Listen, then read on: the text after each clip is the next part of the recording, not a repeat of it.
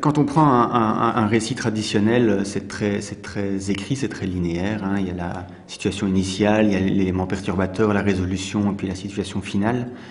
Quand on part et ça vaut pour un récit de fiction ou pour un récit journalistique, ou en général, le récit se construit comme ça. Quand on parle de transmédia, quand je parle de transmédia, je pense plutôt mon histoire en termes de monde, d'environnement, de personnages que je veux faire émerger. Et au sein de cet environnement, il y a plusieurs histoires, plusieurs récits qui sont possibles.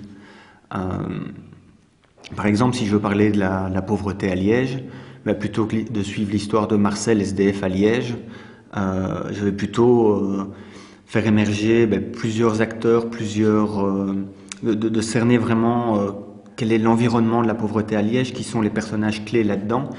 Et à travers ça, suivant le média sur lequel je vais diffuser, c'est-à-dire est-ce que je suis en radio, est-ce que je suis sur le web, est-ce que je suis en télévision, est-ce que je suis en presse papier, suivant le public auquel je vais m'adresser, suivant le moment de l'année à laquelle je vais raconter, je vais choisir des histoires différentes dans cet environnement-là pour faire émerger, non pas alors un récit, mais une impression globale de comprendre un environnement systémique.